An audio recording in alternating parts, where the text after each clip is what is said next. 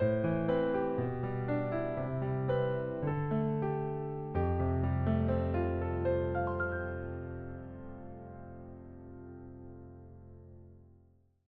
기도하심으로 1월 30일 화요일 매일 주심 기도회 시작하겠습니다. 하나님 감사합니다.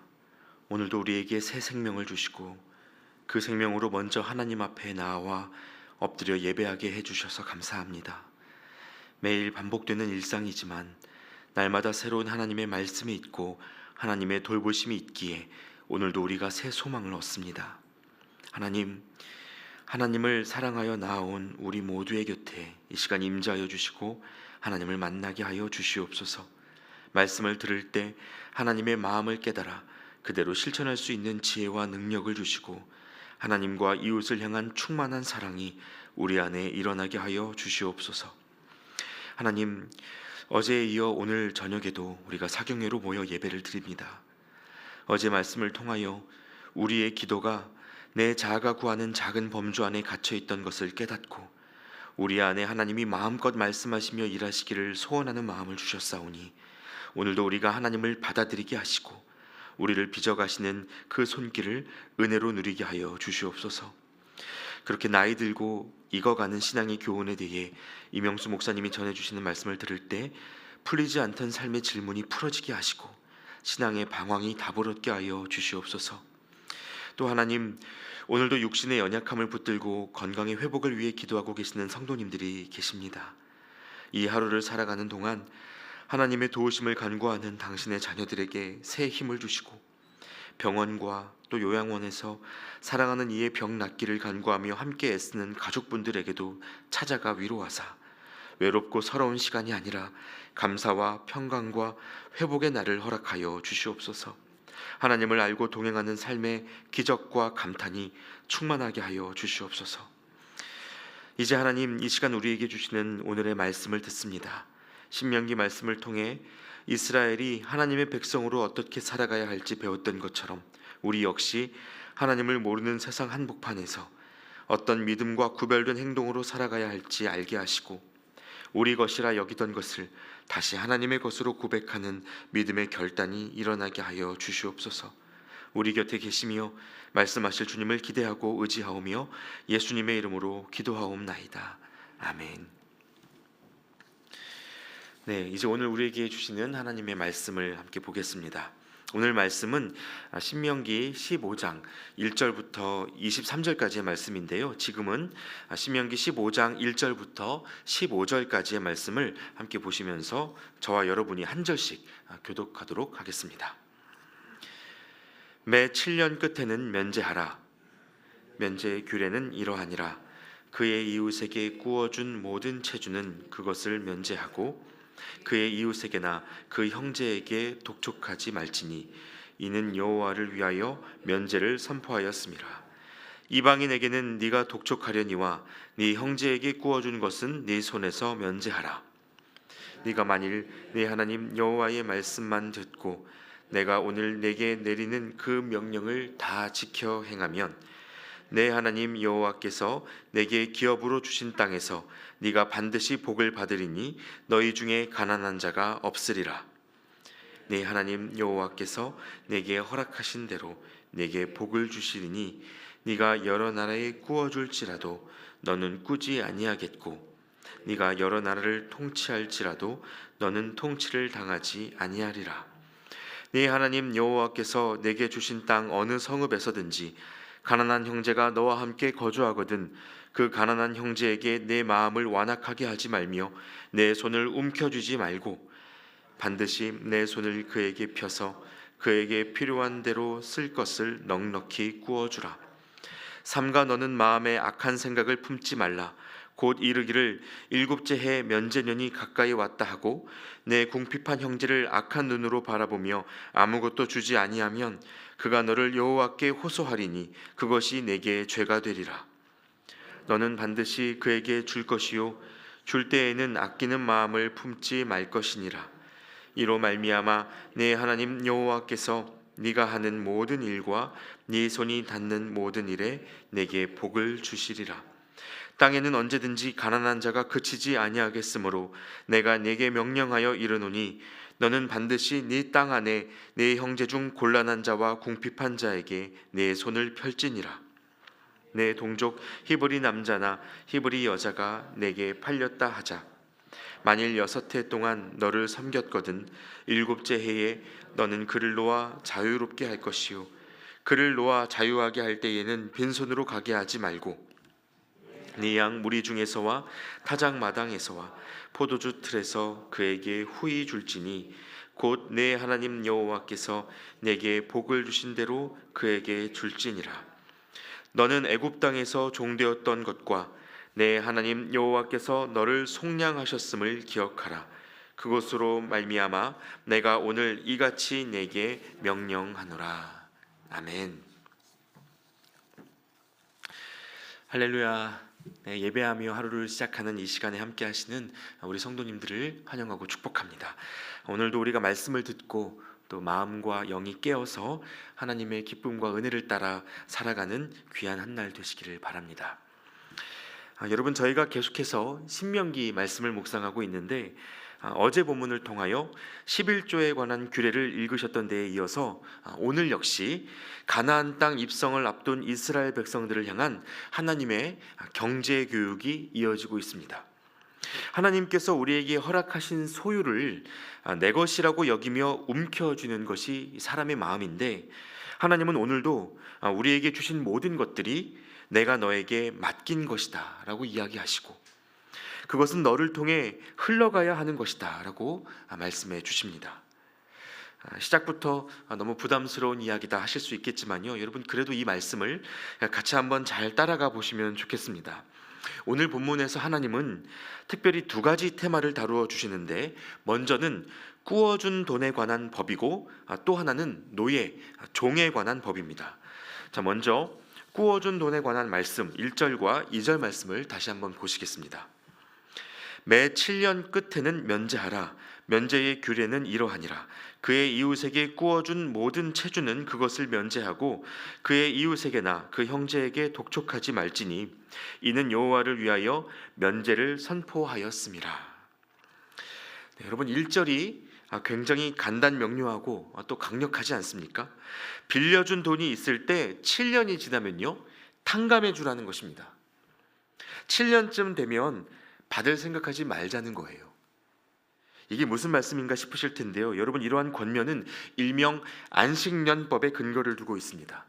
여러분 잘 아시는 것처럼 6일 동안 천지를 지으시고 7일째에 안식하셨던 하나님이 우리에게도 쉼과 회복, 자유와 해방의 정신을 이어갈 수 있도록 안식일 제도를 주셨죠.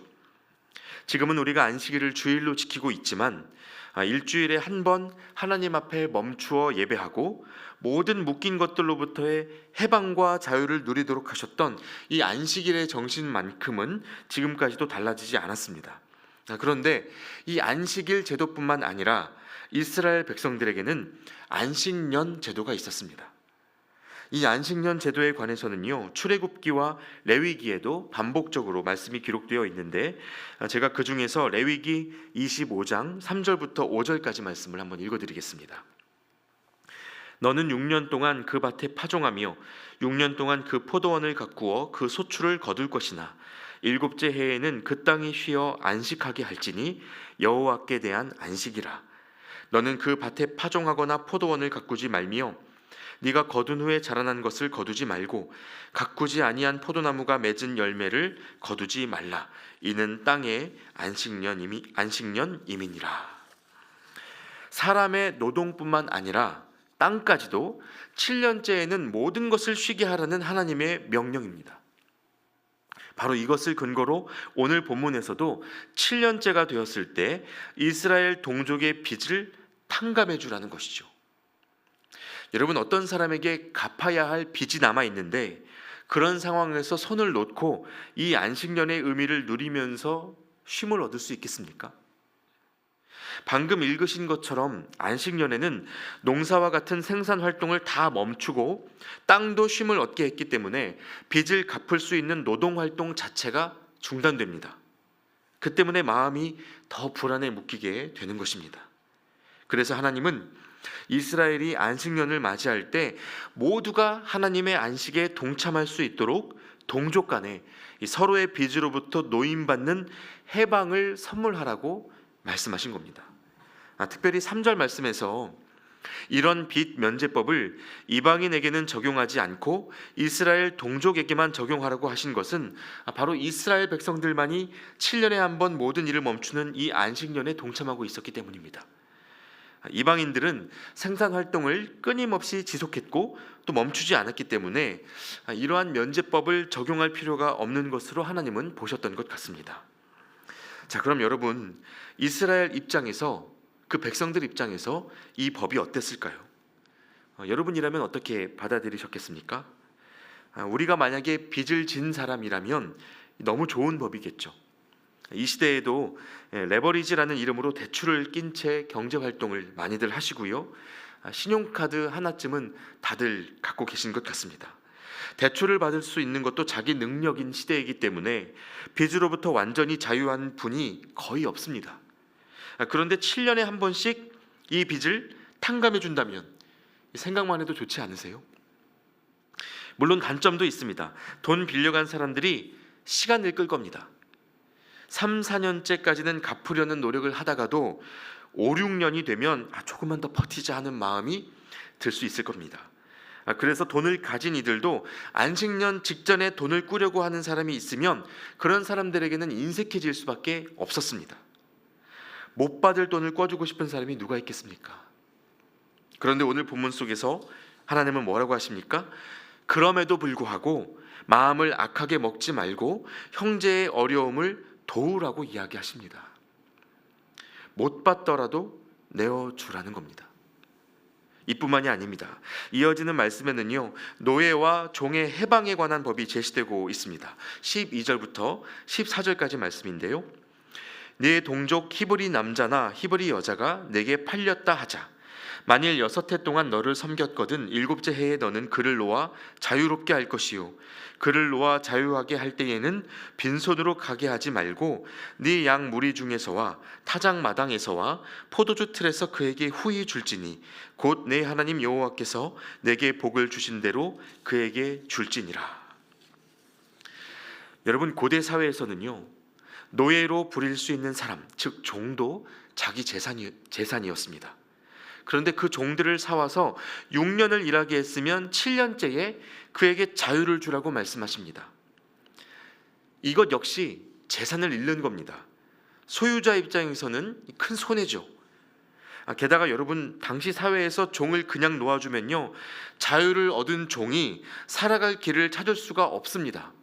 그러면 또 다른 주인을 찾아서 다시 종노릇을 해야 됩니다. 직장에서 갑자기 정리해고 당하는 것과 똑같습니다. 그래서 놓아줄 때도요, 그냥 보낼 수 없고 14절 말씀에 보시면 양과 곡식과 포도주를 넉넉히 챙겨줘서 자유를 얻은 후에도 생활의 기반을 마련할 수 있도록 도와야 하는 것이 이 법이었습니다. 이런 방식으로 빚을 진 사람도 또 노예로 살아가고 있는 사람도 안식의 때에 진정한 쉼과 회복을 누릴 수 있도록 하는 것이 하나님의 바람이었습니다. 그래서 안식일에는요, 소와 나귀 같은 짐승들까지도 고삐를 풀어서 마음껏 물을 마시게 했습니다. 다시 말해 안식의 의미는요, 단순히 일을 멈추고 외출을 하지 않고 손발을 묶어두는 것이 아니라 오히려 거꾸로 묶임받은 모든 것들을 풀어주어서 하나님 앞에서 동등한 권속으로서의 자리를 회복시켜주는 것이 그 핵심이라는 말입니다.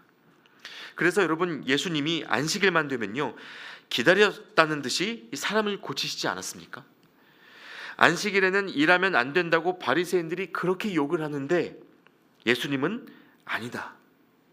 안식일에는 죄인을 죄로부터 건지고 병든 자를 병으로부터 꺼내주는 것이 마땅하다라고 말씀하셨습니다. 진짜 안식의 의미가 무엇인지 보여주신 것입니다. 그런데 여러분, 이러한 이해를 가지고 오늘 본문을 좀 현실적으로 생각해 보시면 좋겠습니다. 빚을 탕감해주고 종을 놓아주라는 것이 하나님의 관점에서 보면 참 아름다운 일입니다. 그런데 재산을 내어주는 사람의 입장이라면 어떨까요? 7년에 한 번씩 빚을 탕감해주고 기반을 마련해가며 노예를 풀어주고, 여러분 이 정도면요 세상에서 전문 용어로 호구라고 부를만 합니다. 더 나아가 이스라엘 백성들에게는 희년 문화가 있지 않습니까? 7년을 7번 보내면서 49년이 지나고 그 이듬해인 50년째가 되면요 모든 땅 소유를 원점으로 되돌리는 희년을 선포하는 법이 이스라엘에게 있었습니다. 그러니까 7년에 한 번씩 손해보는 것도 보통 일이 아닌데 50년이 되면 나뿐만 아니라 가족들 이름으로 된 등기부 등본이 백지로 세탁됩니다. 여러분 이거 어땠을까요? 가진 사람 입장에서는요 절대로 쉬운 일이 아닙니다. 복음서에 나오는 한 부자 청년이 예수님을 만났을 때 주님이 네 재산을 가난한 사람들에게 다 주고 너는 나를 따르라고 말씀하시니까 근심하다가 되돌아간 일이 있었습니다. 오늘 본문의 명령을 다 따르려고 하면 그 청년의 심정이 이해될 지경입니다. 주님, 저는 더 못 따라갈 것 같습니다. 그동안 즐거웠습니다. 안녕히 계십시오. 돌아가도 누구 하나 뭐라고 못할 것 같은 그런 공감이 일어나는 말씀이란 말입니다. 내가 어떻게 이 돈을 모았는데, 내가 어떻게 종들의 수를 이만큼 늘려놨는데 그걸 이제 와서 포기해. 이런 생각에 잠이 오질 않는 거죠. 그런데 여러분, 오늘 말씀은 이러한 생각이 사람의 큰 착각으로부터 비롯된 것임을 일깨워 줍니다. 여러분, 우리가 가진 어떤 소유도 하나님의 은혜, 하나님의 허락하심 없이 우리에게 오지 않았습니다. 이스라엘은 애굽에서 노예였죠. 종살이했습니다. 그들이 가나안 땅에 이르러 사유 재산을 갖게 되었다면 여러분 이건 전적인 하나님의 은혜입니다. 그럼 오늘의 우리는 어떻습니까? 그동안 재정을 늘리게 해준 일자리, 그 기회, 그 가운데 협력했던 수많은 사람들, 그 일을 감당할 수 있는 지혜와 매일의 건강과 생명, 여러분 이 모든 것들은 어디에서 온 것입니까? 상속받은 유산이나 기초재산 없이 철저히 자수성가하면 정말 내가 이루었다고 말할 수 있는 일입니까?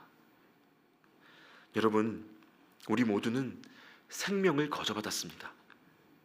우리의 노력이 있기 이전에 헤아릴 수 없는 하나님의 부으심과 공급이 있었습니다. 그러니까 내 것이라고 생각하는 것들, 내가 이루었다고 믿는 모든 것들이 정말 그러한가 생각해 보면 그렇지 않다는 것입니다. 당장이라도 하나님이 생명을 가져가시면 우리 손에는 아무것도 남아있질 않습니다. 그리고 여러분, 우리가 인정하든 인정하지 않든 하나님께서 주실 때는 주시는 목적이 있다는 것을 기억하셔야 합니다. 그 목적이 무엇일까요? 한마디로 말하면 생명을 살리는 것입니다. 먼저는 나와 내 가족이 살아가는 것, 그리고 내 이웃과 형제들도 그 은혜를 함께 누리며 살게 하는 것입니다. 그래서 하나님은 이 빚 면제법과 노예 해방법을 통해 이스라엘 백성들 모두가 자기 소유를 넘어서 생명을 살리는 하나님의 일에 동참하길 원하셨던 것입니다. 하늘의 상급을 쌓는 방법을 가르쳐 주시는 것이죠. 그리고 오늘 본문에 보시면요, 이 일에 순종하는 이들에게 하나님이 주시는 분명한 약속도 있었습니다.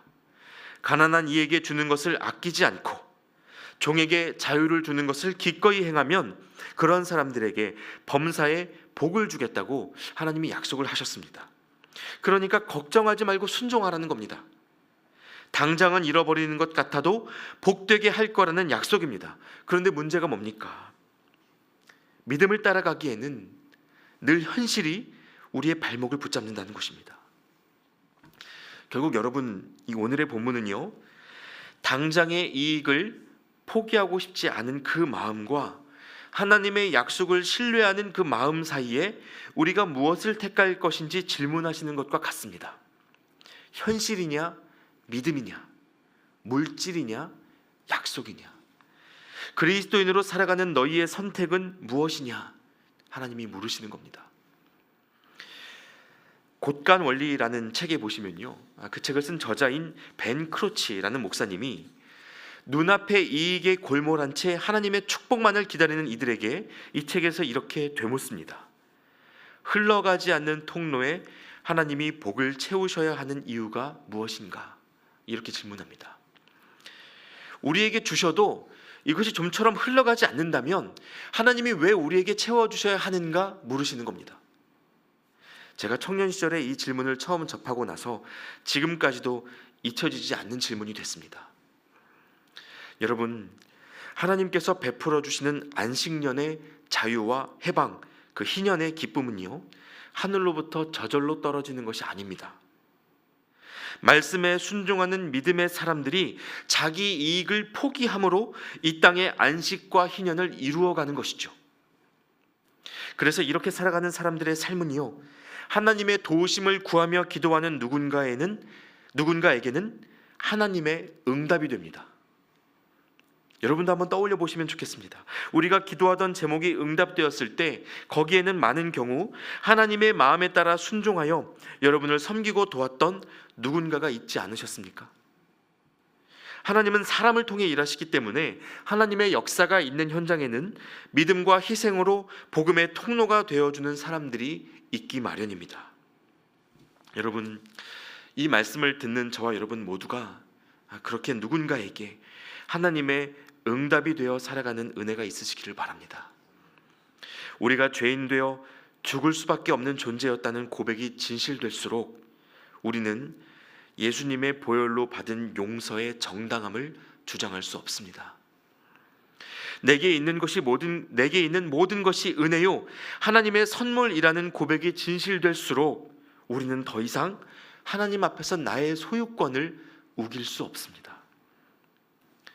그러므로 여러분, 예수님을 만나서 자신의 것을 가난한 이들에게 나누었던 세리장 삭개오처럼 손에 쥔 그물을 던져두고 사람 건지는 업으로 새 삶을 시작했던 베드로와 그 제자들처럼 기꺼이 나의 것을 내어주며 하나님 나라를 이루어가는 저와 여러분 되시기를 우리 주님의 이름으로 축원합니다.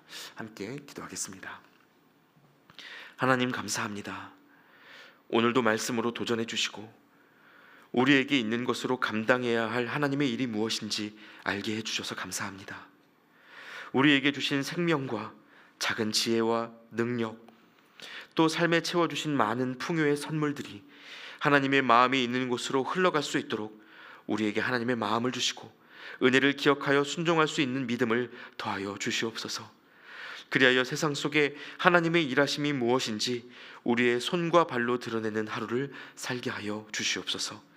죄인인 우리에게 먼저 오셔서 생명을 아끼지 않으시고 내어주신 예수 그리스도의 이름으로 기도하옵나이다. 아멘. 계속해서 각자의 제목으로 기도하며 나아가겠습니다.